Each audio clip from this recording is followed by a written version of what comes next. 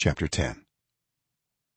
The Lord said to Moses, make 2 trumpets of hammered silver and use them for calling the community together and for having the camp set out. When both are sounded, the whole community is to assemble before you at the entrance to the tent of meeting. If only one is sounded, the leaders, the heads of the clans of Israel, are to assemble before you.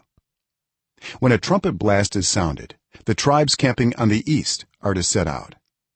At the sounding of a second blast, the camps on the south are to set out.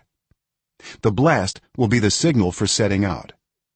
To gather the assembly, blow the trumpets, but not with the signal for setting out. The sons of Aaron the priests are to blow the trumpets. This is to be a lasting ordinance for you and the generations to come. When you go into battle in your own land against an enemy who is oppressing you, sound a blast on the trumpets. Then you will be remembered by the Lord your God and rescued from your enemies. Also, at your times of rejoicing, your appointed festivals and new moon feasts, you are to sound the trumpets over your burnt offerings and fellowship offerings, and they will be a memorial for you before your God. I am the Lord your God.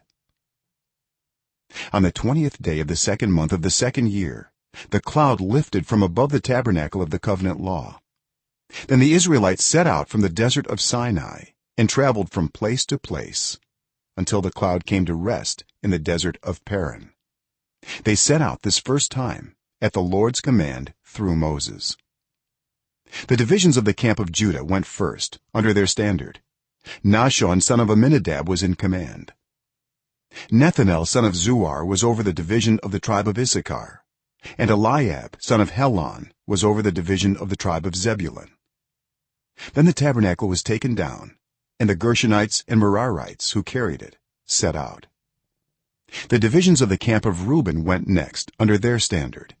Elizur son of Shedeur was in command. Shelumiel son of Zurishaddai was over the division of the tribe of Simeon, and Eliasaph son of Deuel was over the division of the tribe of Gad. Then the Kohathites set out, carrying the holy things. The tabernacle was to be set up before they arrived. The divisions of the camp of Ephraim went next under their standard. Elishama son of Ammihud was in command. Gamaliel son of Pedazur was over the division of the tribe of Manasseh, and Abidan son of Gideoni was over the division of the tribe of Benjamin. Finally, as the rear guard for all the units, the divisions of the camp of Dan set out under their standard. Ahiezer son of Ammishaddai was in command. Pagiel son of Okran was over the division of the tribe of Asher, and Ahira son of Enan was over the division of the tribe of Naphtali.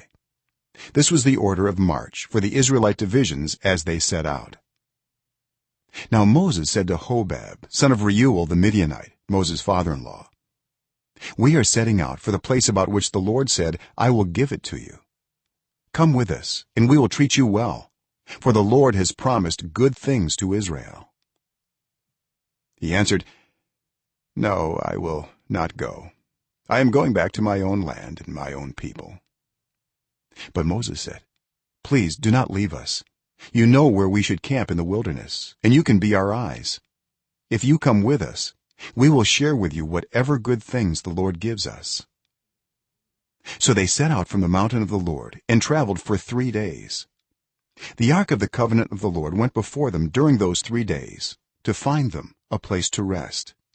The cloud of the Lord was over them by day when they set out from the camp. Whenever the ark set out, Moses said, rise up, Lord. May your enemies be scattered. May your foes flee before you.